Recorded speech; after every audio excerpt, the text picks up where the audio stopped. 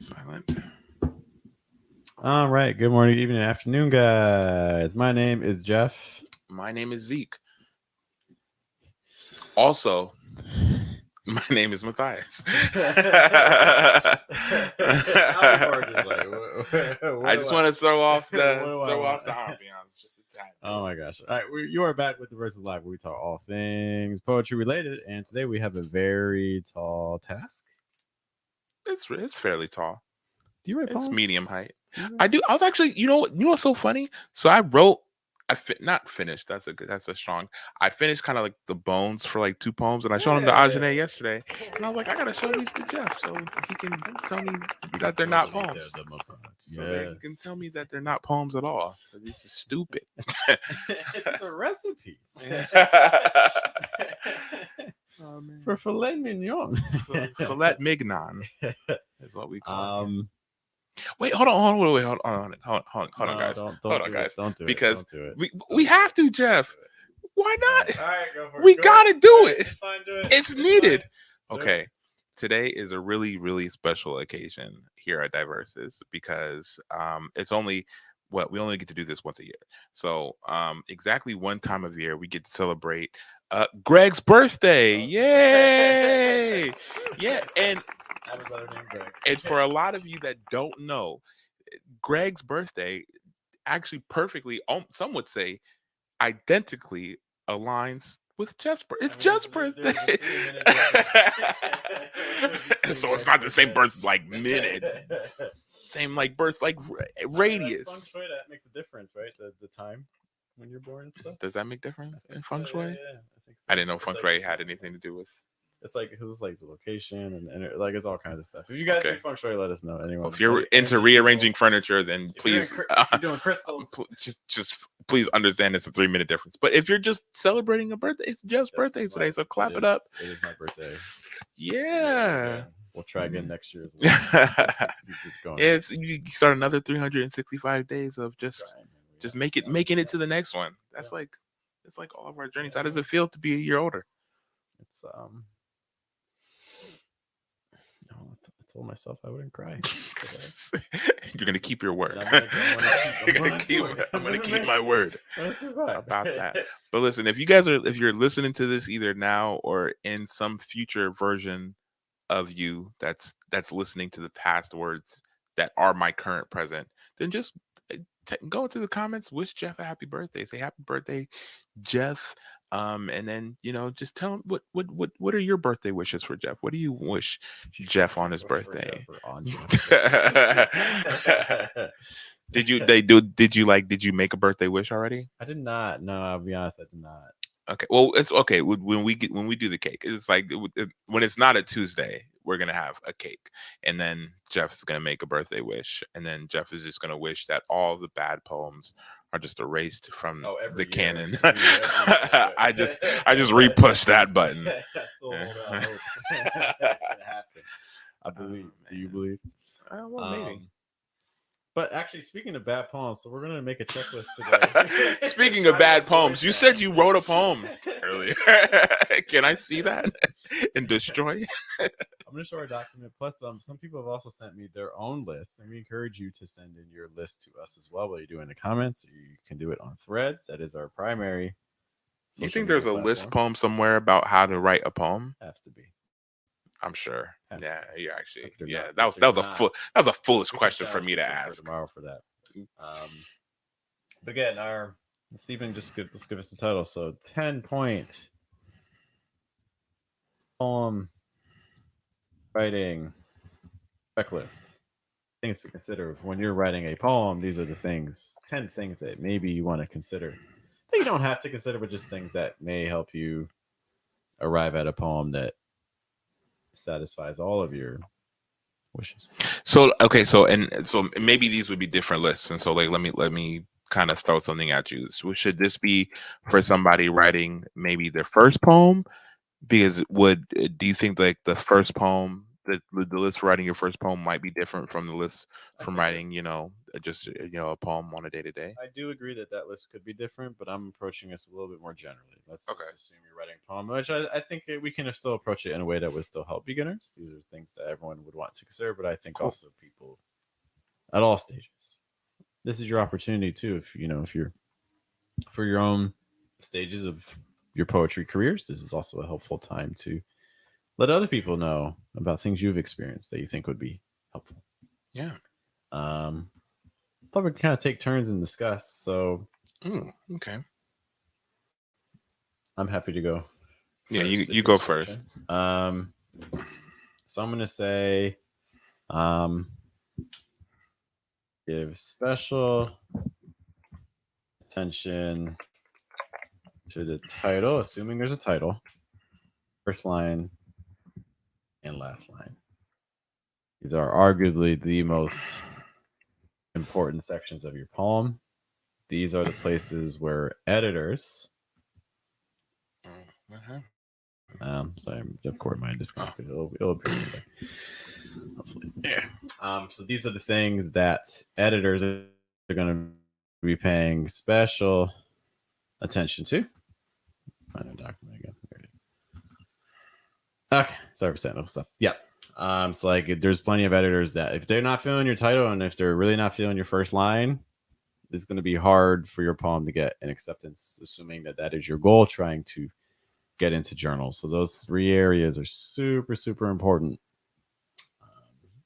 Titles, first line, last lines. You want to have things that are intriguing, the things that hook your reader. A metaphor that I talk a lot about, I forget again where it came from, so I do apologize for that. this But was my water, right? that is your water. That's actually the second point. Make sure your water is your water. That's really good. Yeah. The first line of your poem and like the entry into your poem a lot is very similar to entering a boat or stepping onto a boat. Your reader just has no idea about the vessel that they're about to enter, whether it's going to support their weight, whether there's holes in it, whether it's going to sink, how it takes the waves. Like your reader has no idea about what's about to happen to them. So Yeah. the first line and the title are working to provide some sort of grounding for what your reader can expect. And Yeah. your poem can be crazy. That's not to say like you can do surreal, magical, crazy stuff in your poem, but letting your reader anticipate that and prepare them before they start suspending their disbelief is really key. It's hard to have a super grounded poem that just suddenly unicorns. That's this. Unicorns You aren't have to play grounded. by the rules of the world that you create. You don't think unicorns are grounded? I think they can be. Again, if you set the stage to kind of prep me for that, I can rock with that. Here's the stage. Unicorns are real, but I will find one. I'm gonna find you, Frank. Frank is a unicorn I made up. Frank, or did I? Did you have any other messages for Frank? No. But that's what okay, so this is a really good one because I think one of the things that is really hard for one of the things that's really hard for poets is the beginning, because once you get into a rhythm, it's like you're in the rhythm, and maybe it's all kind of coming out of you. But I think most of the times what I would consider to be writer's block, or like maybe a degree or a variation of writer's block, is not knowing how to begin the poem. Because like usually when I'm in the poem, I'm able to kind of navigate fairly freely and then kind of go back and edit and do all the things that I need. But yeah, this first part that you're talking about, get that special attention to the title in the first line. I think it really helps you kind of create a little bit of a pause and really just think, okay, what is the intention? What is the directionality that I'm aiming my reader or listener in? So yeah, that's good. Do you title your poems? I do title my poems. Yeah, I title.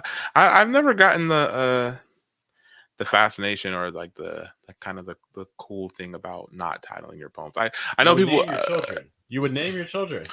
I mean, maybe children are a little bit different. I feel like by the time they get old enough, you could just like what do you think your name is? And if they're like, oh, desk drawer. I'm like, oh, That's well, desk drawer, go to your room. right. And don't let your sister chandelier. Oh, yeah. And your cousin potato peeler, It's like, if oh my he gosh, even, yeah. if he's so much, Don't even think about don't it. even Don't think even about think it. about it. Don't even think. Yeah, I never like.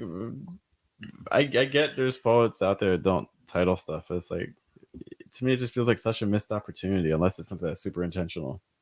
Yeah, But important stuff. we talked about titles before. Let us know your own stances on titles. If you're someone that doesn't title your poems, we'd love to know your argument why. Um, What if like somebody from an anonymous account was like, I didn't even title my name on this app. I I am the ultimate untitled. I am the untitled.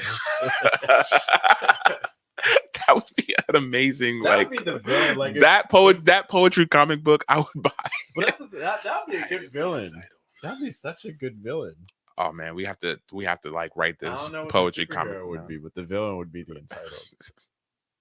Oh man, that's something. But Let it cook in anyway, your let us little. know your own stance on titles. That's my first foray into our checklist. Our first one, give special attention to the first title, first line, and the last line. Matthias, I'm Yeah. going to shift it over to you for our second Mm. point of our 10-point checklist.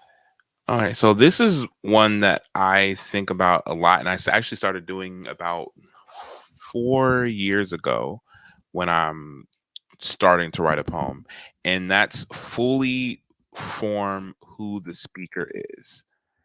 And I'm saying that, and I think a lot of the work that I do is like I'm doing like perspective pieces, and so like I'm personifying this person or this, you know what I mean, like, and so I think it's especially helpful in that regard. But a lot of times, even if you're writing from your own perspective, it's like you don't have a lot of people don't have a very clear distillation of exactly who they are, what feelings that they have. And I'm not saying like on some ethereal level. I'm saying as far as like who is the person that's writing this poem, that's formulating these thoughts, like who are they, like what is your after you've done this work here, you've written the title, and maybe this isn't intended to be in any particular order, but you've written your title, you've gotten your first line, or even like you've written your title and now you're thinking, okay, uh, to really engage with this story that I'm telling, or like in order to really engage with it, I have to really understand the person that's telling it. Um, and I think that's really, really important because again, if you're doing like a persona piece, with that, it's you want to be careful not to well for the validity and the realism of the piece, or for the piece to feel really lived in, you really want to try your hardest to disconnect the person that you are from the Mhm. person that you have become in order to form the piece. And then, I mean, on the flip side of that, if the person is you, you want to try to make sure that the things that are happening in the poem are things that are happening in the poem because it takes you to tell that story. Mm. And we talk about this a little bit when it comes to I think what a lot of poets do, they have these kind of generalities that aren't necessarily coming from lived experiences, but are coming from things that they absorbed from either this poem or this story or this story or this Mm. story, and it's not necessarily them. It's not necessarily Mhm. authentic, and you might not even really recognize that you're doing it, but I think that kind of stems from you not really fully forming exactly who this speaker is. Like the speaker isn't, you know, this. I think a lot of times it can come off like super preachy if you're getting too, vague and vast on your ideals and being Mm. like, this is just the thing that it is. I'm like, how do you know? How do you as the speaker in this poem? Like, what I'm not trying to ask, all these other references. I'm asking this specific speaker. And if they got down to the specifics, if they got down to the bones and the flesh that like they are as a person, I think that a lot of times you create something that is much more authentic than Hmm. trying to balloon it outward. Hmm. So yeah, fully forming who this speaker is. Yeah. I think that's a good point. And you don't even need to necessarily explain all of the nuances of the Yeah. speaker in the poem, but I think you want to kind of have an idea a little bit about them. Um, Yeah. Well, because it's like if you're, let me, it. I would say it's kind of like if you were playing a character. I don't really necessarily like the the practice of the method, like method acting, primarily because I think that it's like it means it's not acting anymore. You know what I mean? It means yeah. like you've become like you in order Hmm. to do this role, you had to become whatever it is, and like I think that especially for somebody who if your livelihood is based on you adopting these characters, like I think that could lead to some kind of wild stuff later on down the line.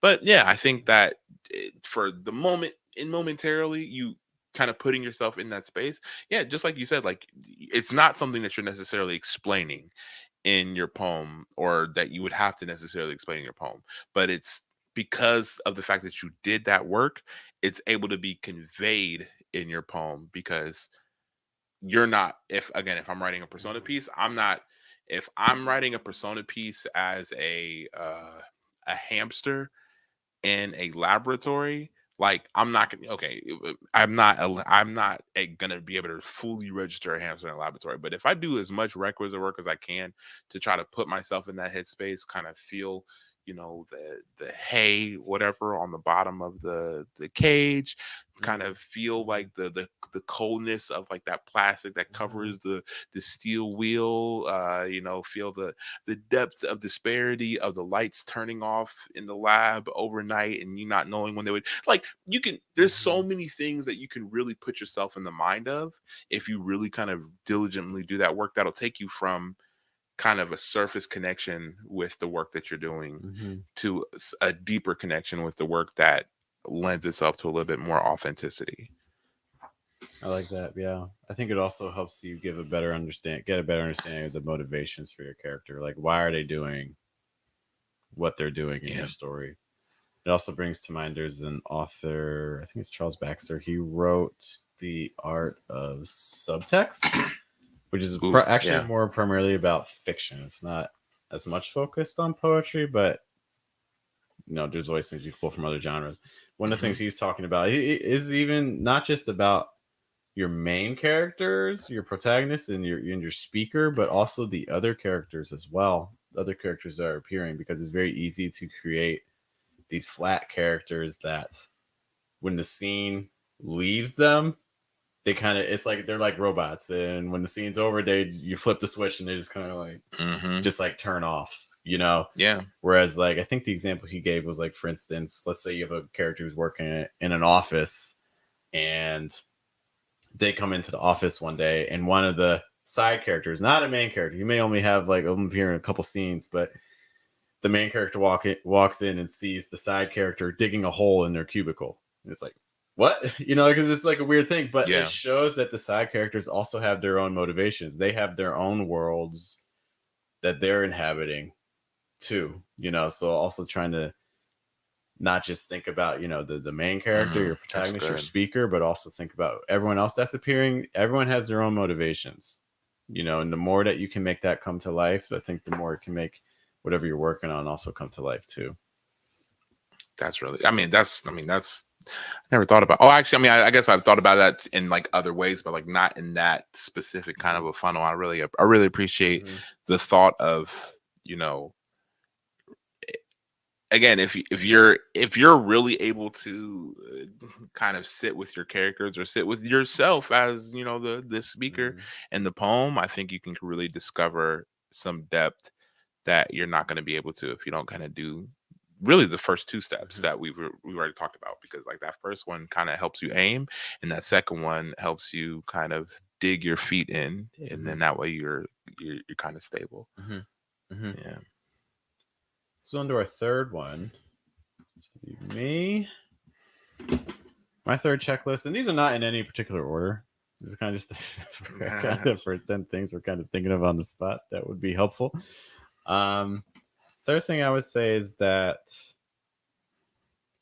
like, be careful of like archetypes and kind of just like, I don't know, like symbols isn't the word I want, but let me give an example. So let's say in your poem, you introduced a mother. So there's a mother in your poem. And then you assume that because I use the word mother, all of my associations with mother are universal. So Mm, like, oh, yeah. my mom and I, we had a great relationship, very loving. She would always help me out. She was always there for me. So I'm assuming that all that weight, all my associations with my mom are your associations with your mom, or your associations with your mom, or your associations with your mom. I mean, I Yeah. don't know about you, but I have enough friends that are not on speaking terms with their moms, Yeah, man. that may or may not know them, that have all kinds of dynamics. And so when we introduce characters, when we introduce symbols, it's very easy for us to believe that all those things that we assume are universal.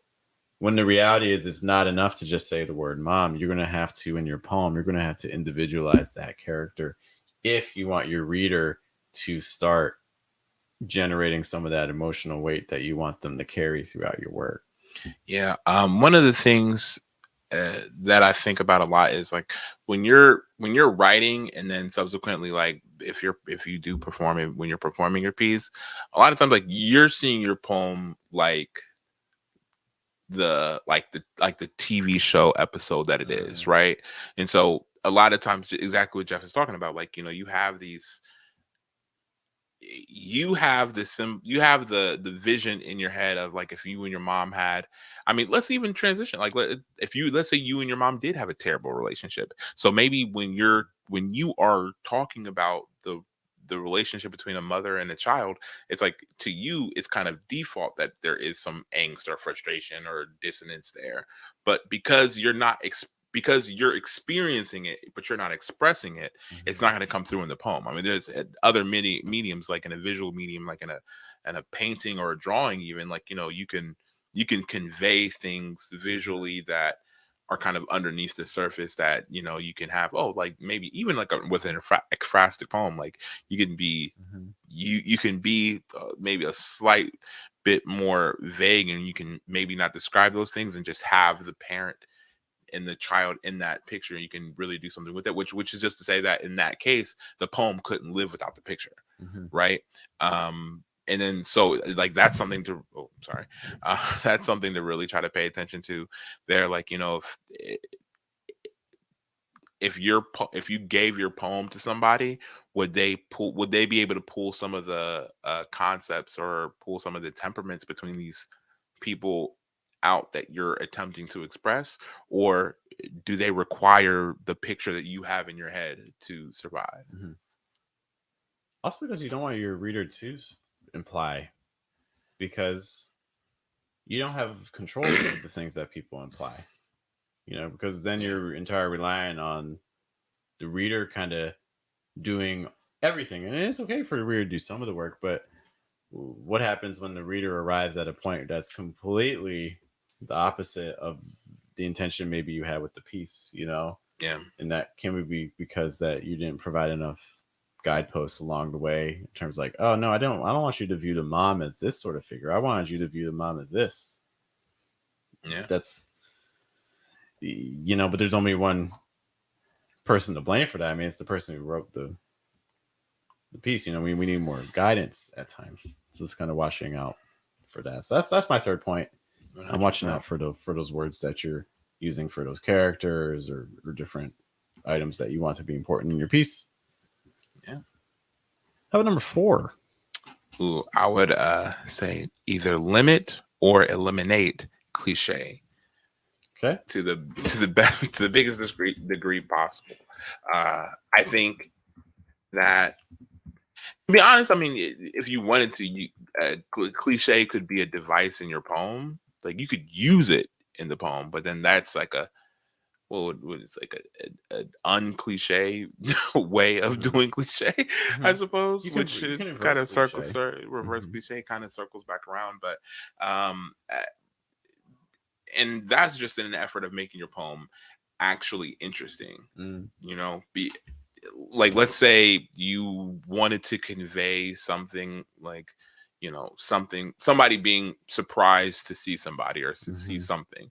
I think one of the most common, like a deer in the headlights, like that. But you say that people, you say that a lot, like that's the phrasing people say. And it's it doesn't necessarily take you anywhere different than any other time that you've heard that phrasing before. And then again, yeah, it's just essentially just trying to find new ways to code the language Mm. that you're using all the time, so that it just sounds more interesting to the reader or listener. We actually, that's literally the last live stream we did. We took, for instance, the color black, and Yeah. we made the goal of 50 different ways to say the color black. So I encourage you, if you're struggling with Greg's black voice. Greg's black voice, yeah. So if you're Give special struggling, attention to the title. you can check out that stream. If you're curious for an activity that you can Check it start, out. like if you have a hard time describing an object in a way that feels fresh, if you feel like like I'm using the color, but I don't know, I want to make this sound unique. I want this to sound like something that no one has ever said before, that, or that maybe captures an inner truth that you think a single word is missing. Like I don't just want to say black, I want to say other. What are some of the other examples we had? We had coal, we had tar, we had frostbite, we had all kinds of things. Some short phrases. Greg's. So We have like definitely check out onyx the or something like that. previous, Yeah. yeah. Um, you know, the unopened mouth and things like that. So these are ways that you can convey an idea in a way that's more nuanced. So definitely check out that previous stream Yeah. that we had. But yeah, cliche, big one.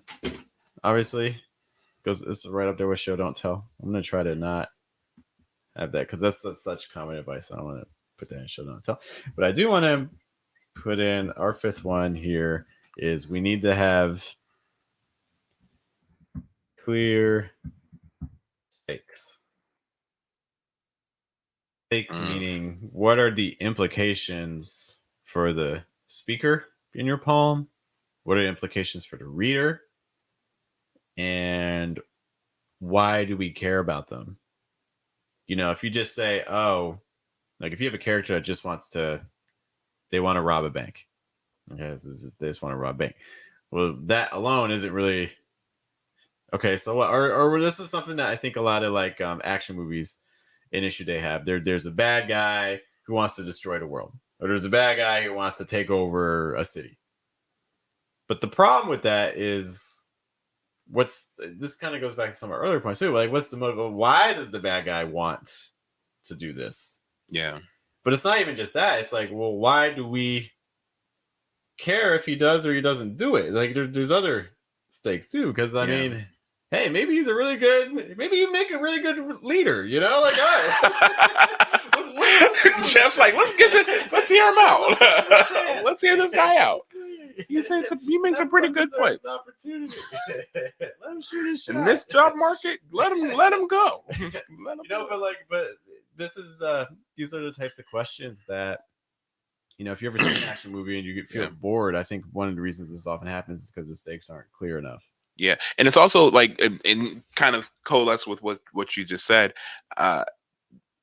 Stakes are kind of a combination of the event and the timing, right? Mm-hmm. So it's not just that something can happen, it's that something is happening right now, and then there's reasons for the trajectory of events that are happening.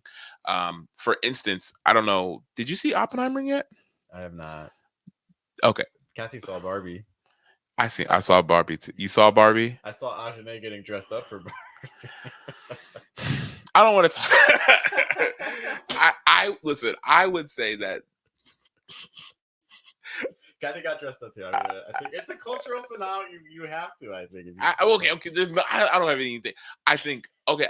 Oppenheimer, Oppenheimer. Oppenheimer. Let's go with Oppenheimer. Oh, did the camera? Is the No, camera still good. still Still good? good. Still Okay, so I think one of the things about Oppenheimer that again kind of and it is it's a documentary, right? So it's like I'm not like spoiler alert. The bomb they did the bomb twice.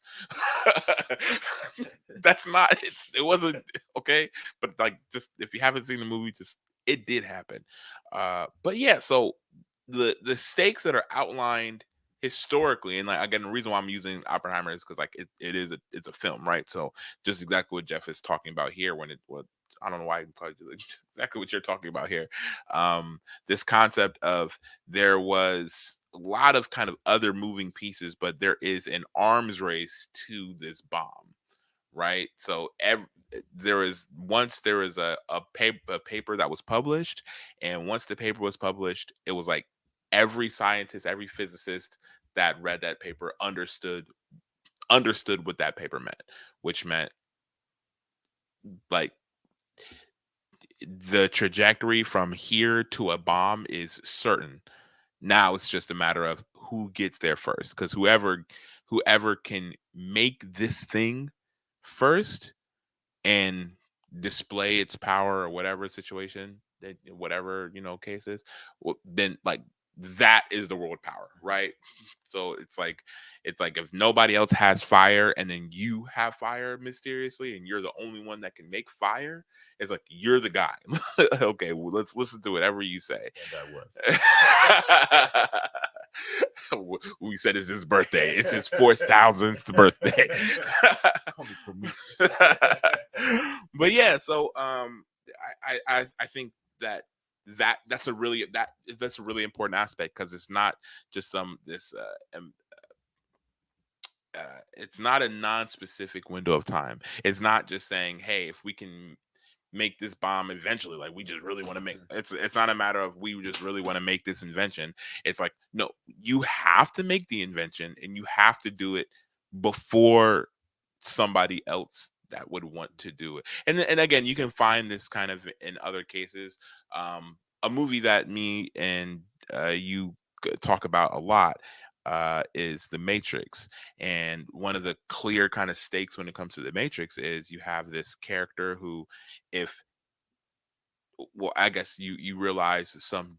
Actually, it's kind of interesting because in each movie, the stakes typically in a trilogy, the stakes are fairly similar. Whereas I think in The Matrix, because of the lore shift amongst the characters in the first and between the first and the second movie, or I guess yeah, I guess with that happened within the second movie, it's like there's a difference, there's a urgency that happens.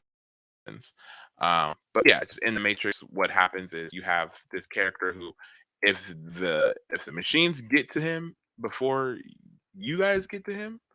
Oh, you got Maslow's hierarchy of needs. Yeah, yeah. Sorry, Well, sorry. we'll talk. Sorry. Yeah. No. Oh, but yeah. So if you guys get to him before we get to him, then like that changes whatever the next things that are happening, and then they are actively searching for him. But then also, it's this idea that like this guy is the one. So it's not oh we can just wait until 10, 15 years from now to capitalize and try to, but like no, you can only get this. And I mean it's kind of a what a messianic kind of archetype of like the Matrix is obviously, right? So it's like you have this certain window of time to try to procure and get your savior on your side. And then all the other things that happen in the trilogy. Well, I guess technically four movies, but we don't talk about the fourth movie. All the other things happen in the trilogy are kind of like we're trying to do this so that we can get our savior. Now we're trying to do this before the machines reach the city. Now we're trying to do this before Smith takes over the Matrix and kills all the. There's a lot of stuff that you're trying to do in a window of time, and that you get for most of the movies that you really remember and that you were really excited about and that you really love. Like those are the things that are happening. Like you have exactly what Jeff's talked about. Those very clear stakes that are happening in the film that put you on a little bit on edge, but also the stakes give your characters purpose, and they're not just operating out of a, oh, I want to do something, I want to do this. Like, no, they have to do things. The stakes also feed your characters. No, the stakes also give me 1 sec. Uh,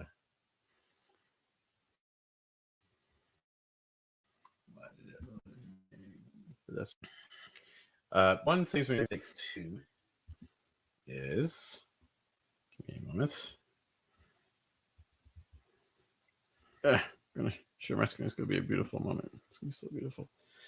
Is you also want to be thinking about different levels of stakes as well. Or a lot of times these are kind of motivations. This is Maslow's hierarchy of needs. You guys may have seen this in your intro to psych classes however long ago. But this is actually really helpful for determining stakes as well, because in general, the lower down the pyramid you go, the more visceral the reaction from people. Because in general, for the hierarchy, you need to satisfy the low level before moving on to the next level. In general, so Yeah. once your food and your hunger and your thirst situation is solved, then you're like, okay, I need to find like some shelter. And once you find some shelter, you're like, hey, I want to be in this shelter with someone. And like as you do that, you're like, hey, I want to feel more comfortable with myself. And it's like, hey, I don't just want to feel comfortable with myself. I want to actually start achieving some goals that I have. These higher level ones can certainly work, but the one of the potential issues is that the higher up you go, the more isolating it can be. Because if someone is struggling with a physiological need, it can be harder for them to connect with. I don't connect with this character. Like, what do I care if they get the job promotion? Yeah. Why do I connect with that? I'm trying to put food on my table. Like, I have no connection with this dude up here. And this Yeah. is very fluid. We're constantly kind of bouncing around this thing. But in general, the lower the level, I don't want to say like the more you connect, but like it's kind of like almost like a deeper connection in some ways. Yeah. Can be the case. So this can also be helpful for stakes. Like when you're trying to decide on your character, be like, okay, what need am I solving? Am I solving a belonging need? Am I solving something related to the character's safety? They're feeling for they're afraid for their life, or is this something that they're trying to achieve like a higher purpose? And the better you Mm, can understand that motivation for your character, the better you can have an understanding of what the stakes actually are. yeah. And you can, the thing is, like, you, even when it comes to those stakes, it's still, it, if you're really interested in doing it, you can hyperbolize the feeling of those stakes Mm, on each individual level, because I would make the argument that, the physiological level is the one that creates the most dire circumstances. But if you are, really invested, you can write that crap out of like self-actualization, you know what I'm saying? oh, for Like sure. like you could, Yeah, some would make the argument that that's the only but that's, yeah. that's neither here nor there. But yeah, like each of these levels, I think I would almost say, one example that I would use is when I was like 5 or 6 years old. I had this like, do you remember those little M&M tubes? I do. The tubes of M&M, like tubes of Yeah. M&M. So I would have, whenever I would get one of those, I would like save up change that I found, and I would put it inside that little tube, right? And like I don't know, I would mostly have it like I could fill it up with quarters, and then once I had it filled up, I would like, it would be burning a hole in my pocket just Mm. because like I'm like, I got all these quarters now. Like I don't know why I don't, that's the end of that. But yeah, so it's like Just one yesterday, you time. said. Yes, that was my bank account. That was the entire thing. That's why we're doing this podcast. Please. But yeah, no. So like one day, on our way to school, and like, okay, again, this is child Matthias, okay? But like I lost it, and I like fell apart. I was like, oh my, like my word, like I felt like I was like just like torn apart. Like I was like really, really, but it's like perspective wise, it's like the way my parents reacted to it was like, okay, it's not, clearly not that big of a deal. But to your to a child, Mhm. that's Mhm. that to me, that was like, oh my gosh, I can't believe Mhm. it. I lost all my money. But it's like my parents are just like, okay, like he's gonna be fine. He just has to Mhm. get kind of, but it's like you have to, if the stakes, whatever the stakes are at any of those levels, I think it's, I mean, you can kind of make things somewhat comical by hyperbolizing Mhm. the stakes at any given Mhm. level, but also I mean, if your goal isn't that, if your goal is to really kind of enrich the stakes at any level, like you can absolutely do that. Like the esteem part, it like the esteem level is not something that is so small and so insignificant that you can't write about the depth that it could be in losing that. And you can hyperbolize it to a physiological kind of degree. Whereas, I mean, clearly, in a tangible like universe or a tangible, I guess it is universes. Some things are. I don't know what percentage of the universe is tangible. That's not. But but it's just to say, like in our realities that we're dealing with, like that physiological, like if you're like if you can't eat or you don't have like you don't have sustenance, you don't know where the next meal or whatever, like that's clearly going to create Mhm. some more immediate stakes than, man, are they gonna reply to my DMs? Do they love me? You know what I'm saying? But Yeah. it's like, you can really hyperbolize it. And kind of I think it kind of gives it some interesting flavor. People are saying that they find it super interesting and they like that. Yeah, it's Wait, super which important. part, Bella? Or is it? This was from way early on. I think when we Oh, talked about just introducing the pyramid oh, and connecting with stakes. That's so kind of I like your story too because I think you look at a lot of like for instance like childhood trauma situations and a lot of yeah, times not obviously not every time but a lot of times those situations come from a disconnect between for instance parents and kids a minor yeah, what the parents view as a minor situation that's actually a very major one to the child and like the lack. I mean, this is why empathy is really, people who are empathetic to situations are often people who have gone through the situation. You know what I mean? yeah, So it's like they remember that time. Oh, I was there. I know what that was like. I know how you're feeling right now. And I know that when I was in that situation, I did not get what I was looking for. And I don't want that to happen to you. yeah, You know what I mean? yeah. Um, That's good. yeah, this is also, if anyone's ever interested in marketing and things like this pyramid is also super helpful because basically you're trying to identify where your customer is along this. I can't. It might be somewhere. I don't know. It's on YouTube somewhere. We don't have to. I don't want to look it up. Mhm. But there's this ad that when I used to be in sales, that we used to show our training class, and it's kind of like, I think it's like a maybe it is a German ad, which makes the next part kind of really messed up. But so it's like there's this ad for like hair care products, and it's specifically like this hair care product that's like enriches like the blonde in your hair, and it creates this like weird logistical line from, man, like either something akin to like blondes having more fun or something like that. And it's like it Mhm. takes that, and it's like, and then like this guy recognizes this girl, like, or not recognizes, he sees this girl that he really likes, but he he sees her because she's blonde, and he's like, oh, like you're the, and it's weird because like she's in this like kind of crowded area, but like she's like the only blonde in the area, and so the guy's like the little hard eyes, and Mhm. then they meet each other, and then they love each other, and then like the thing is, it shows this little split screen between her like making the decision to get her hair blonde to her being like, I don't got time to do it. Mhm. And the whole thing was like this like quick acting like blonde hair Mhm. treatment. So it's essentially like, oh, this girl, she saw her old one, and it took, Right. however long, I don't know how long it takes, but it took a longer time than this brand did. And so she just didn't do it. And then, her life went in completely different directions. And so it took something that, I, to be honest, it's almost all the way at the self actualization part, because it's like Mm. it's she had a confidence, and maybe some to some esteem too, but she had like a confidence because of the blonde hair. But the thing that it was really triggering was this love and belonging. But it's so funny because the thing that it juxtaposed was her not getting it meant like she didn't feel the confidence, she didn't get the guy, she didn't get the job She didn't promotion, she belong. got fired, she ended up living on the streets.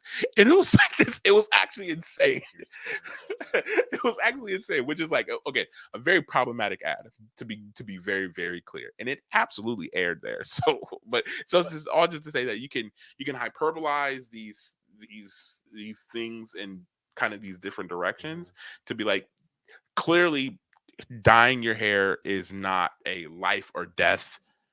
Well, okay, not like in that scenario. It was not a life or death scenario, but because of the fact that this ad was like, we want you to feel so led to buy our product that we want to create a life or death dichotomy. mhm. And I mean, maybe it worked. I don't know. I don't. The fact that we were watching it kind of let me know that maybe it worked to some degree.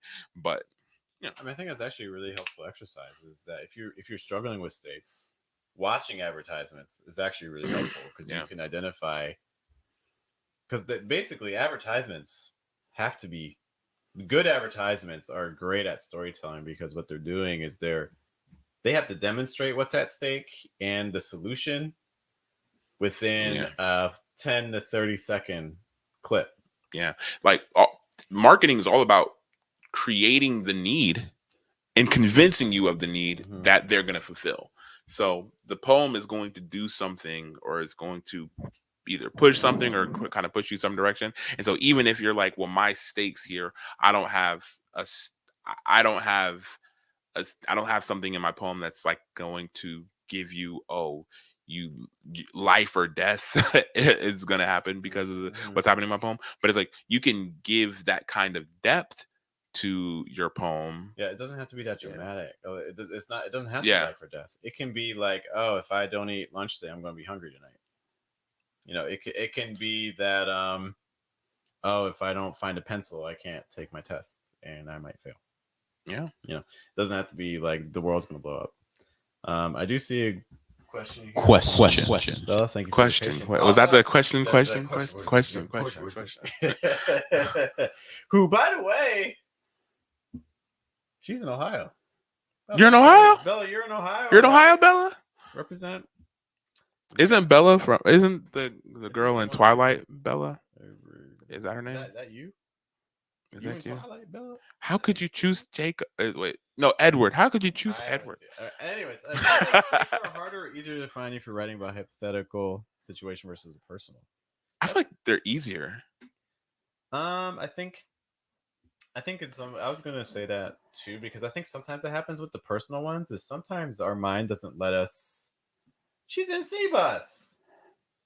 I'm assuming it's C. I'm sorry. What? Let's If go. it's a day, let me know. Let's go.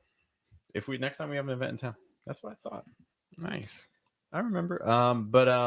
So here's I think sometimes with the personal ones, I think the personal ones can go deeper because it actually you have personal involvement. In some ways, it's easier to write things that are real versus things that are false. But I think Yeah. sometimes the issue that comes up is that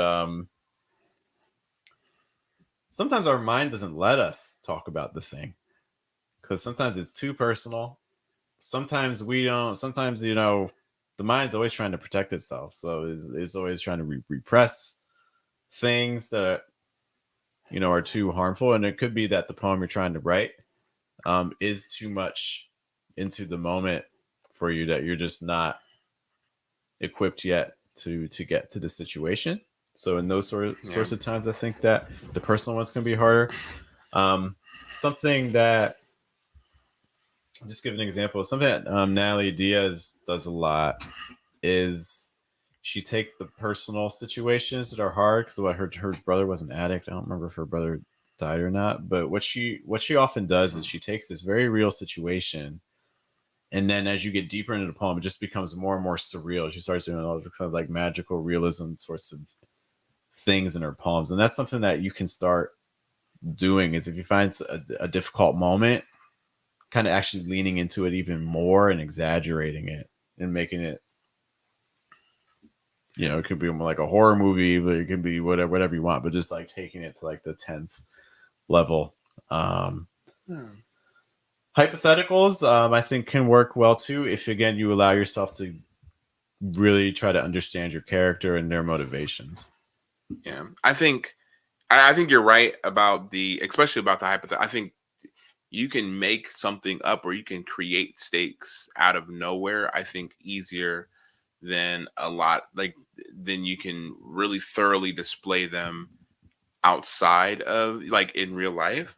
Um, because a lot of times, and the thing is, and the thing that's hard about stakes is a lot of times the stakes are like are more about the actual feeling that you're feeling. Mm, You know what I mean? Like if you are there's this like film competition that I was like trying to enter a script into. And I don't want to like give a whole like, but there's one of the people that submitted. Their script was like it was really interesting because it was a one scene kind of dialogue between uh, a husband and wife whose marriage was like falling apart, and essentially the product of the conversation that they were having right then was going to be the decision between whether or not they were going to stay together or kind of not be together, like stay together, like or get a divorce or what have you. right. Which, again, when I'm speaking it, those are fairly clear stakes, right? Like you're like, man, like those are fairly clear stakes. But for the characters that are in it, they don't necessarily know that these are the stakes that are at play. Like it's something that they feel. You know what I mean? Like that, like these characters that are existing in the, and that's kind of the thing. Like you don't, if you're kind of talking from a bird's eye view, then you're kind of taking yourself away from who the characters are, right? Because the characters don't have this omniscient, hey, I kind of know the entire landscape of the Mhm. situation. But one character knows things that the other character doesn't know, and the other character knows things that the other character doesn't know. Or this character doesn't know that this a character knows these things. You know what I mean? There's all these dynamics that there are playing within that kind of create this like the reason for the scene, like the reason that you're watching this is because you want to see these things unfold, you want to see how this dialogue ends up happening, which is all to say that like having those kind of stakes, that's a fairly realistic stake, but that was like it was a fictional like story, but it's like because they were disconnected enough from it that they could make it interesting in ways that they maybe wouldn't make the situations that are actually going through interesting. You know what I mean? And that's not to say that like okay, like that your life needs to be more interesting or something like that. But it's just to say that like if you're writing something and the thing that you're creating and like your goal is like I really want people to in a way be appealed to it and kind of want to lean in. It's like okay, exactly the method that Jeff brought up, but also just think to yourself, okay, what is the way that I can really generate stakes for maybe not me and that person or these two people that I know and love and care about, or these two people that just I just know intimately, like these two characters, like what am I going to do, or this character themselves in the situation or in the scenario, what am I going to do to really inject some stakes that are plausible for my reader and that my reader can, even if they're not like realistic stakes, but they're stakes that I'm building the world for them to be in, if that makes sense. Like in Ratatouille, the stakes are if they find out a rat is in this kitchen, then like the whole operation gets shut down. And like the time window is like there's this critic that is consistently coming to surprise them and oh I'm gonna catch you, and but the problem is that he can't make this food without this rat, right? And Mhm. so like that's not like a, I hope to God it's a not realistic stake, right? But so because it's not a realistic stake, I think the writer can you can do really whatever you want to do with those stakes, and I think it's like I'm never going to be like, man, Mhm. the stakes in this situation is this rat can't be caught in this kitchen, even though he's a master chef. Mhm. Like, you're never going to think about that. But those are, I think, to me, are really interesting stakes to be playing at. So, Just I know we're going on stakes a long time, but stakes are save the cat. fundamental. Yeah, One book that you might like, if you're interested in things like stakes and also just storytelling, um, which ties in with poetry. You Ajay know, got me that book after. yeah, because it's Yeah, a good it's a book. great book. It's a good book. So I definitely recommend people reading Save the Cat. Because again, it's really about screenwriting. However, there's so much that you can take from that to poetry. But if you don't get the book, one concept I would encourage you to look up would be log lines. Log lines are basically for every movie, they make like a one sentence summary of the movie. And in that one sentence summary, stakes have to be there. Because, imagine you have a script you're trying to shop around to get produced. If there's no if nothing's at stake, that movie's not going to happen. And the log line has to immediately describe the stake immediately, for your audience. So if you're struggling with stakes, I would definitely just type in any movie, your favorite movie, and type in log line, and you can find different examples. Um, just kind of wanted to mention that really quick before we move on to our next point. Yeah. Um, I did stakes, which brings us to Matthias. By the way, guys, as we're doing these, like Bella, let us know what yours Yeah, are. let us know, Bella from All of you guys, Columbus. if you're watching in the future or whatever, let us know what your 10 are, or even if just one or two. But Matthias, you're number 6. Consider and or determine your audience. And okay, so this one used to be a kind of a People make this pardon more me. controversial. Eh, but it's okay. So I'll say this. So this is something that for me is here's the reasons why it might be important, because exactly when we're talking about kind of empathy, like kind of being able to have that empathy, a lot of times the per and I'm not even necessarily saying the audience uh when it comes to the actual audience that's happening. So I'm not talking about your open mic poetry show or the show that you're at. Like that, those are not the people I'm talking about. I'm talking about who is your audience going to believe that the speaker is speaking to. And that's like it feels kind of complex, but it's I hope I can make it make sense. So One shot. so if in my poem I'm speaking to, let's say in my poem I'm speaking to my cousin from New Jersey. Like if I'm speaking to my cousin from New Jersey, then I have a personal relationship with my cousin, and I have a history with my cousin. I have a familial connection with my cousin. There are things that are operative that are in me and my cousin's relationship that are not going to either be apparent or are going to be unique from the way that I might talk to Jeff or the way that I might talk to like a stranger even.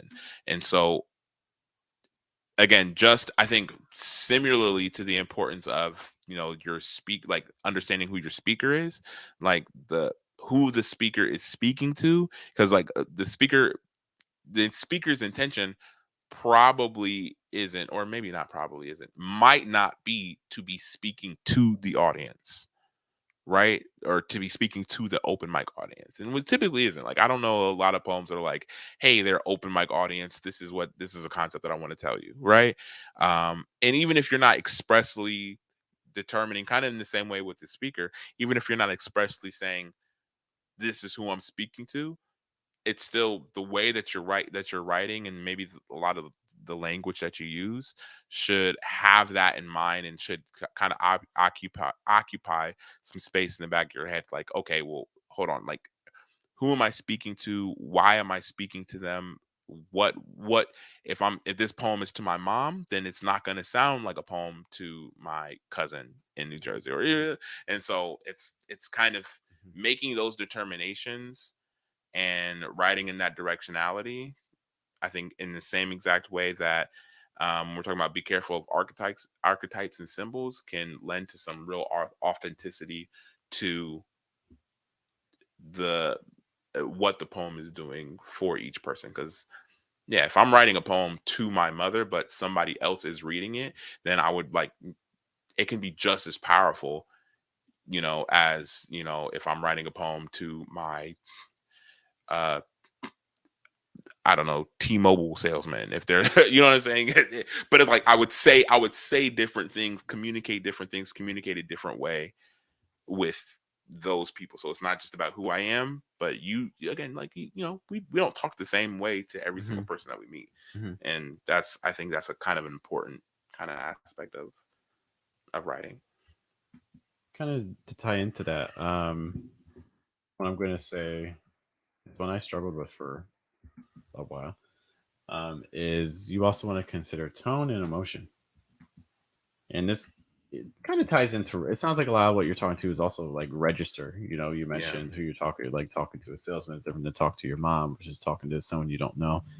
Um, and once you have an idea of like the emotion of behind what you're writing, and when we say emotion, I want you to be considering like not only how does the speaker feel, but also how do you want the reader to feel. Once you have the answers to those questions, then you can go back to your piece and be like, okay, you can do some detective work. Where does that happen? So, for instance, I want the reader to feel empowered. Mm. What lines in my poem show empowerment? Be even more specific. What words in that line show empowerment?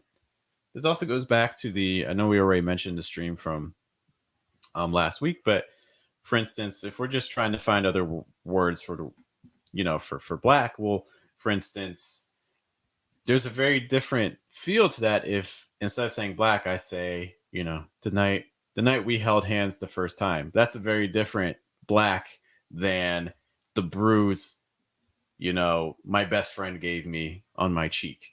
That's a very different feel. That's your best friend. Well, Yeah. case in Okay. point, I case in see. I point, see. I case in point. see. So um, because then you can kind of start going back to your poem and seeing where are the word choices that are validating the emotions that I want my reader to feel and that I want the speaker to feel. Mm. Because the reality is there really is no neutral word choice. I often think of vocab as having like an emotional pH. There's no word that's that true like 7. There's no word that's that true neutral. Some words are a little bit acidic, some words are a little bit basic, but everything has some sort of level to it. And so our goal is to tip the pH in a set direction, whether it's heavy in this direction for emotion or heavy in the opposite way. So really trying to have clear answers to this, because I think this is something I see a lot with, especially like observational poetry, where it's just like you're just kind of reflecting on your day and things like that. And one of the issues that I think those sorts of poems have is they can be very pleasant to read, but there's no clear emotional attachment. And if your Yeah. reader doesn't know how to feel at the end of the poem, just like, oh, that was nice to read, but nice to read is not good enough, because it's not enough to come back to, because people aren't going to remember the specific things you say, but they will definitely remember how you made them feel. And the way, if you can charge that as much as possible, then you have the greater chance of a reader coming back to your work. Mm. Yeah, that's true. Yeah, I was even thinking about what you were saying. Like I think kind of these last three kind of clear stakes, consider and or determine audience, and then the tone, emotion. How does your speaker feel, or how do you want the reader to feel? I kind of think about like essentially you're walking the audience through this very specific moment, and if you think about like any kind of moment in your life, like these are things that are fairly clear. It's like they're clearly defined, but it's like you're not defining them. They just are, right? And so it it's kind of trying to take an account for things that you wouldn't typically go out of your way to describe, but you have to really set that scene because the audience doesn't have the benefit of being you while they're Mm-hmm. reading the poem. Mm-hmm. You know. Mm-hmm. 100%. So right now we're at number 7. We're going for 10. Then once we get to 10, Yeah. there's a couple I want to read from that people sent us. Yeah. But that's number 8. So this. So am I able to say something that I would be considering after? I guess you can consider it through the poem. Yeah, I say this. Don't say twice what don't say twice what would have been better if you said once.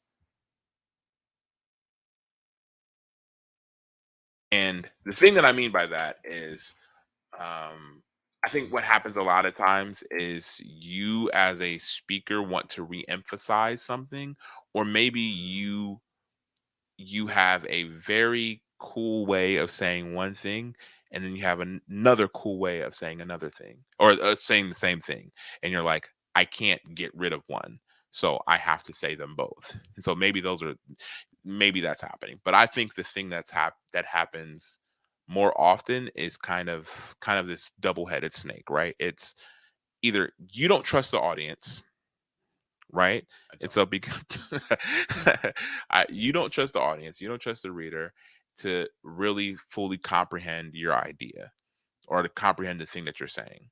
And so you're like, I have to say it two, three different ways.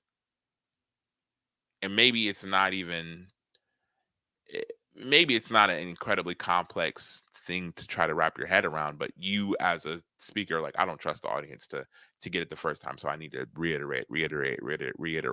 And the thing that I typically find happens is that it just takes the power out of the first one, because maybe like you got me to my destination, like you pulled, I'm in front of the house already. You don't have to drive your car onto the lawn and then pull your car into like the middle of the living room. Give the reader some kind of autonomy to be like, okay, you've got me there. So even if there's some ambiguity in the,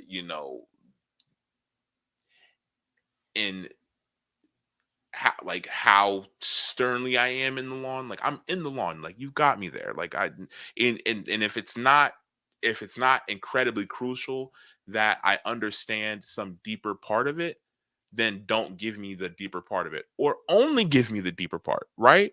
So because like maybe the second time is like you've done maybe a better job at describing it, don't keep the first. Like you got me there with the second one.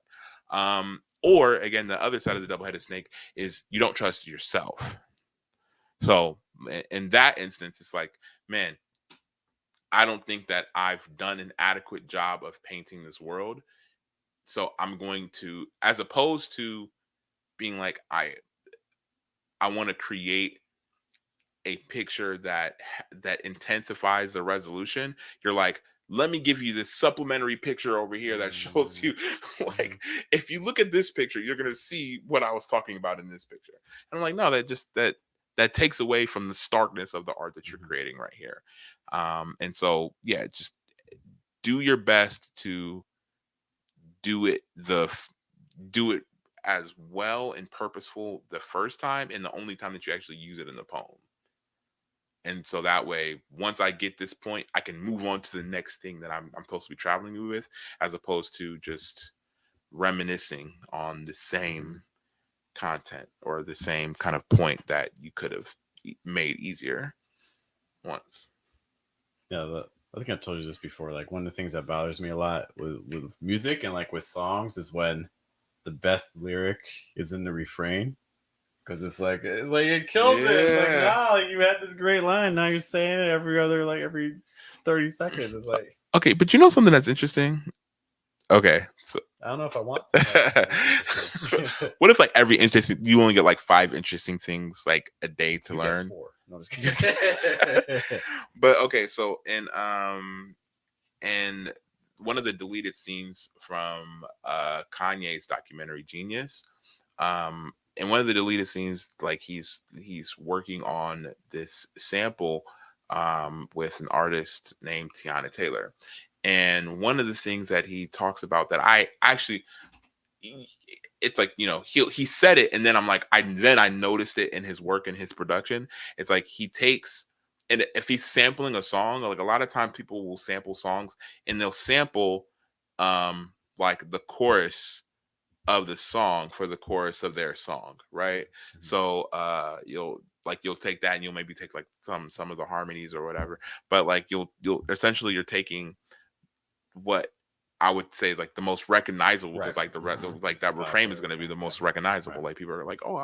I'm always singing that part, but he's like, the refrain is not the most like powerful part of the song. It's the bridge, and that bridge, that's what I use for my uh for like if I'm sampling a song, like if I'm sampling a song, the part that I'm sampling is typically the bridge, because the bridge is like this incredibly powerful part of the song where he was like, and I think it's when we're talking about kind of writing and continuity and trying to Mhm. create the best song, he was just like, yeah, like I think it was, she had sent over this track, and she was like, essentially in the music industry, they'll send over a track and like, can I get your perspective? Can you work on it? I'll send you the files, and Yeah. see what you Yeah. can see Yeah. what you could do. And he was like, what I would typically do is I deconstruct the song, and the bridge is the thing that this artist was really working on. You know what I'm saying? Like the entire rest of the song is like, maybe it's good, but it's like you put the best part of yourself into this bridge that you're gonna have to overperform in concert or what Mhm. in your music video Mhm. or whatever, because this is kind of the climax of the body of this work that you're doing. But it's like that bridge, that's what I'm gonna like. I get to the bridge and I'm like, oh, that's brilliant, so I'm gonna make that most brilliant part the refrain. And now it forces you to be like, I have to outdo myself on this new bridge, Mhm. because man, I took my best idea and I just made that the thing that happens two or three times in this Mhm. song. Which maybe that was like a maybe that was a fork in the road just to talk about a No, I Kanye think it's documentary, fair. but it's just to say that I mean maybe that'll go into my last thing, but yeah, so yeah, it's exactly what you're saying. Yeah. My ninth is, I'm gonna say, watch out closing stanzas that introduce, I would say, dramatic change. And I can't think of a more concise way of writing it right now. Um, what tends to happen, I think, is that as we are writing a poem, I think we're kind of fighting this mental urge to finish the poem. Like, I have to finish the poem. I have to finish the poem. Poem needs to Mm, end. You know, I've already written 10 stanzas. Maybe I need to end here at some point. So we're always working towards a close, yeah. in my opinion. And the danger of that is sometimes we can close the book before the book's ready to be closed, and it often is a defense mechanism, I think, that we have to avoid writing about the thing that we're actually trying to write about. So, easy ways to tell if that's happening. And once you actually hear about it, you start seeing it everywhere because all poets are, are doing this so often. Let's say these sorts of dramatic changes can be anything. They can be, let's say you've written a poem that hasn't done any rhyming.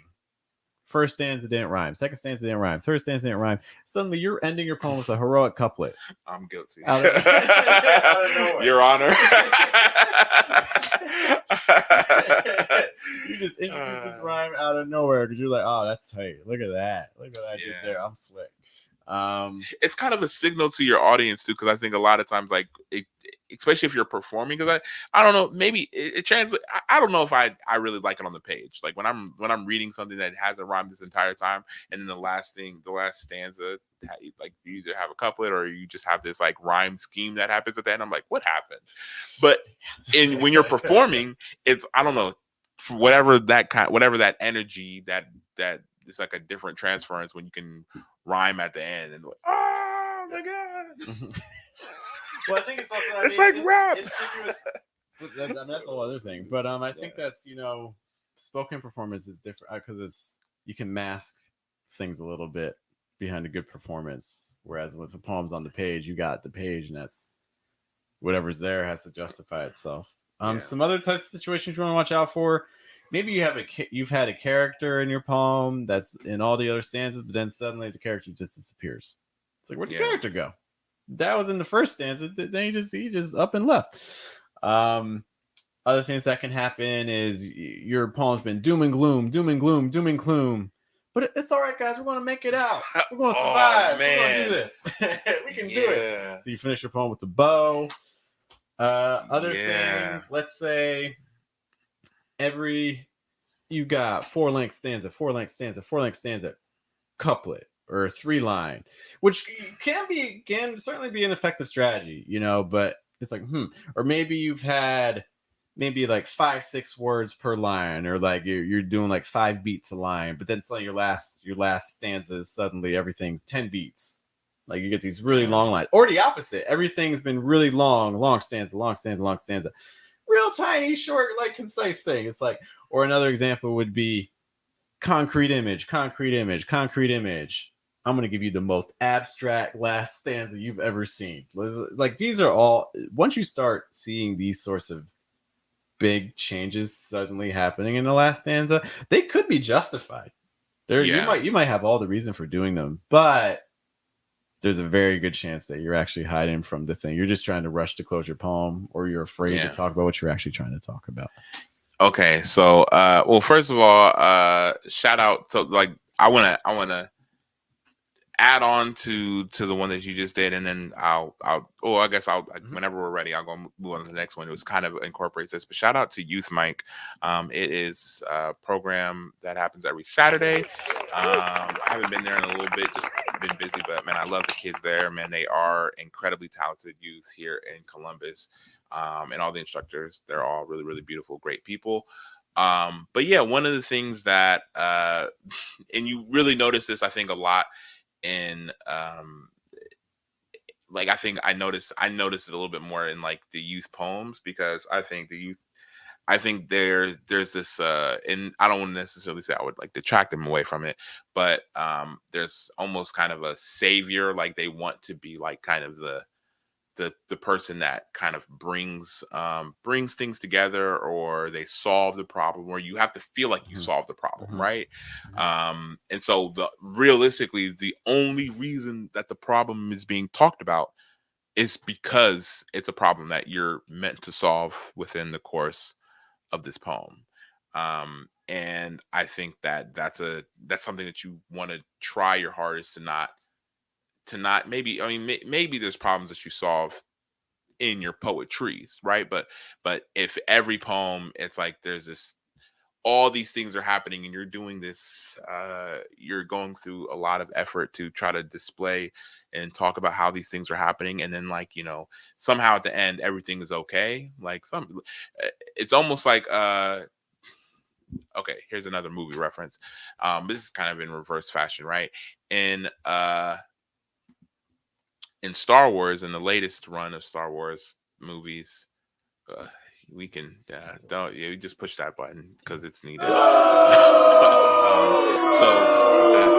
Essentially, in the first two of the trilogy, of this latest trilogy, it's like you're dealing with one, and you're dealing with essentially like one singular enemy, and then the enemy dies right at the end of the second one.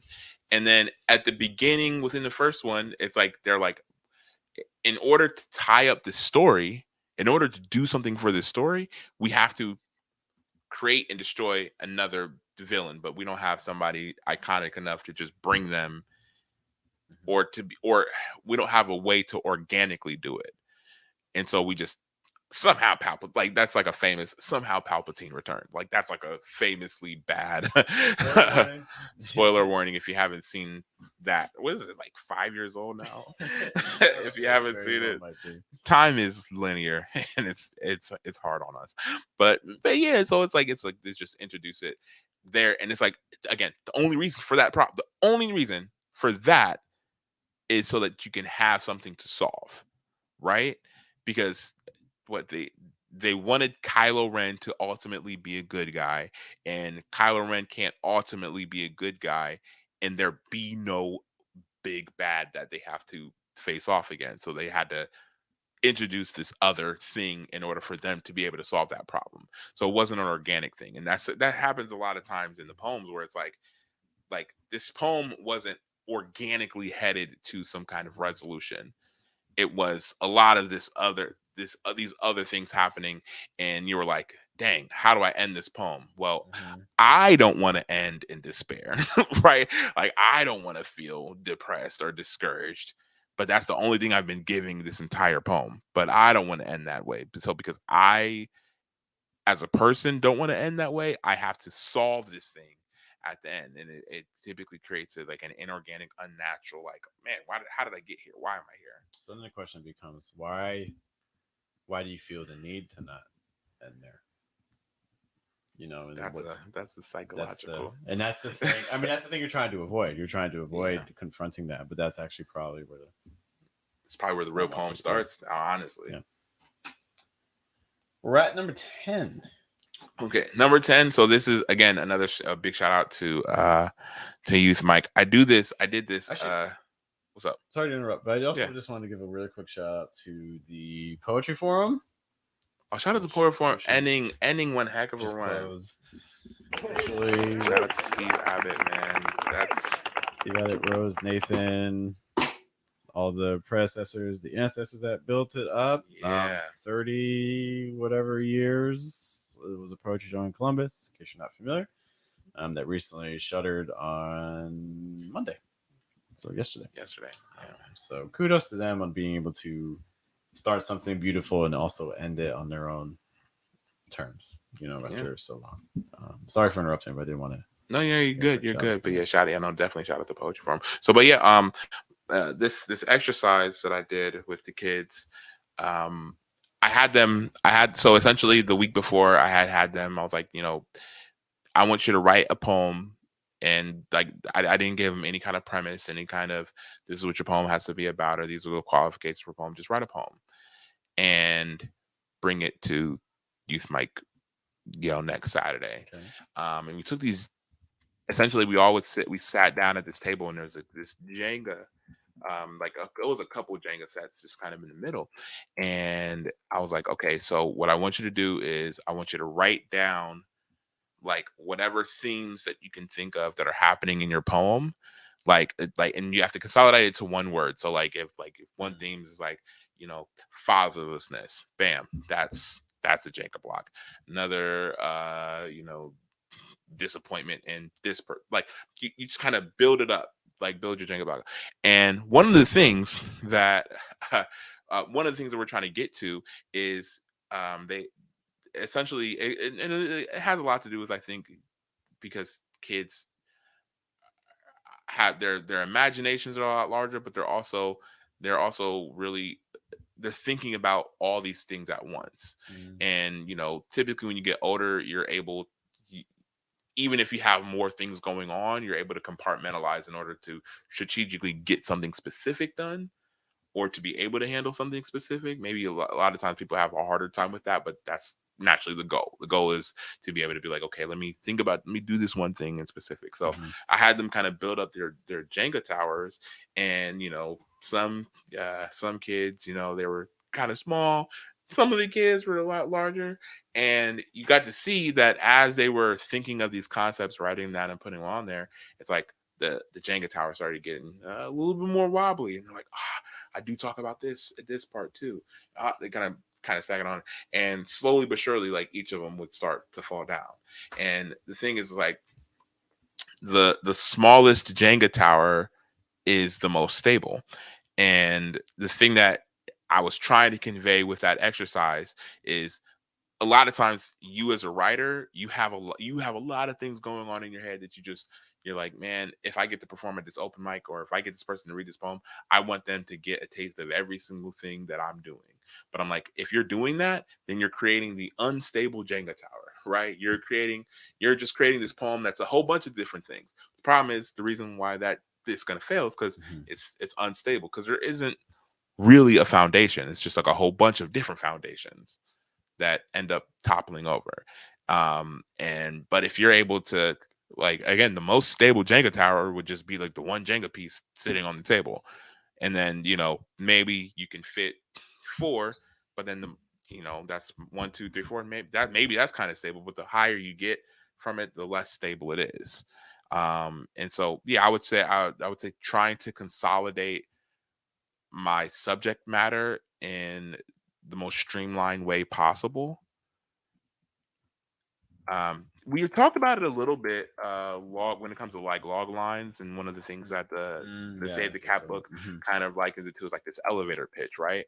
And so if if I had to tell you my poem, if I had to give you a synopsis of my poem, and I couldn't encompass, if I gave you my one sentence or three sentence, like, hey, bam, bam, bam, bam, bam, bam, bam, bam, bam.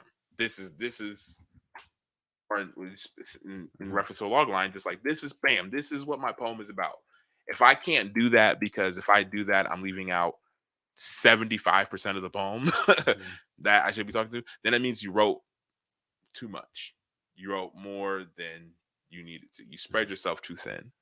Um, and so yeah, I think a lot of times this happens. It can happen at the beginning because it can happen when you have some intention, right? When you fully formed the speaker, and yeah, you fully formed the speaker and you clarified the stakes, then when you're clarifying the stakes, I think at that point you should be like, if my stakes are I have to stop global warming, but then I also have to stop misogyny, and then I also have to stop the Mhm. patriarchy. I got to stop the government from doing this. If your stakes are just a whole slew of stakes, that there's no way for you Mhm. to, there's no way for the speaker to address and with any kind of substance throughout the poem. You can only just say them throughout the poem. Oh, then you've messed up. Like you've created way too much subject matter. Now it's just you just really wanted to talk about a whole bunch of things, but you haven't really addressed things. Um, so yeah, Cool. just really consolidate the Mhm. subject matter as concisely as possible. Be as precise as you can with what you're trying to say, and so that way you have a kind of a laser focus when it comes to your poem. Got you. I'm gonna grab my phone really quick because I know some people sent us some other things I want to consider. But these are our 10 points. Give me 1 second to grab the yes. These are pretty solid 10 points. I like I think these. they're pretty solid. I think if you follow this, I you'll be like, in good shape. I like that. Clap it up for us. I'm gonna push the Yeah, golf ball. yeah, Woo! yeah. You guys, you guys took a lot of hard work. Okay. Sorry, to Clear grab me stance. phone. We're gonna add some points from other people. Dun, dun, dun, dun, dun, dun, dun, dun, dun, dun. A lot of these points come from not a squirrel. You think they're a squirrel? I had suspicions, but they said they're not, so I believe them because I Only time will believe. tell. That's exactly what I wanted you to think. And then my threads. They're 10. They're questions that they kind of ask. Does it resonate? Is it important? This is answering. This is a one we did. We kind of had it with stakes. I feel, but it's a little bit different. It's trying to answer that so what question. So Okay. what? Who cares? Is it fun? It's an interesting one. That is I don't know if interesting. that would have been. I would want to hear more on that fun one. Like, are they saying like, is it fun? Like, it could be either, or are you saying is it fun? Like you need to check to make sure your I poem's don't know. fun. We have no. They ain't here, so we don't have a chance to. I would want more on that. Is that fun question? Is there truth? There's some line break. I read some craft ones. Are the line breaks effective? That's a good one. That's a good one. More direct, kind of practical craft point to consider. Just Yeah. checking your line breaks. I feel like that's something that's really important once you've done the. I think that the 10 that we were kind of naming out were things that are like comes to the concept design and the purpose and the directionality of your Mm-hmm. work, and then when we're talking about okay what it looks like on the page or what it looks like how you're Like how you're yeah. communicating your work. So Mm-hmm. yeah, Yeah. I like it. I like it. That's usually one of the first things I do when I read a poem. Is I start off just give it the eye test. Just look at it. Is there anything weird? Where's the longest line? Where's the shortest line? Whose line is anyway? This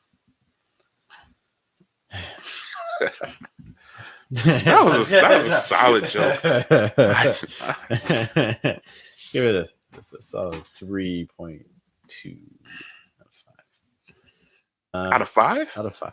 That's actually not bad. That's not a bad score. I thought you were about to say out of 10. I'm really coach. Is it better or is it a good one?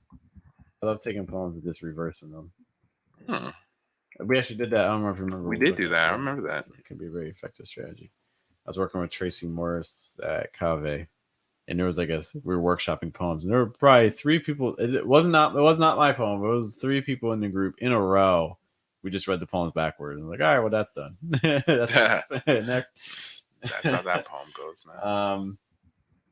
Is the title better than the poem? This is interesting one. Ooh, that's good. That's interesting. You want it to be better or you want it to be worse? I wanted to represent the poem.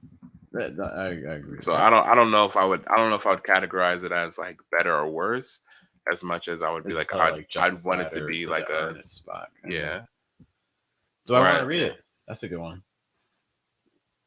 Are they saying like does not a squirrel want to read it, or do you as the writer want to read it, or like does the reader want to read it? Yeah. And then they have one more. Here we go. The Apple products, so you can just copy it on there and then it'll paste. It's hard because it's if they're like a web, I like Threads as is. I don't want them to add a whole lot of new features. Surprise. But the one thing that would be nice would be if they had a web thing, so you could do it on your computer and not just. I know, but that's what I'm saying. But on the Apple, you can just if I'm using my using my MacBook, I am. I'm just saying. But you could literally just be like, oh, let me, and then you just highlight it, and then you click copy, and it'll when you paste it. I hope everyone understands what I have to deal with.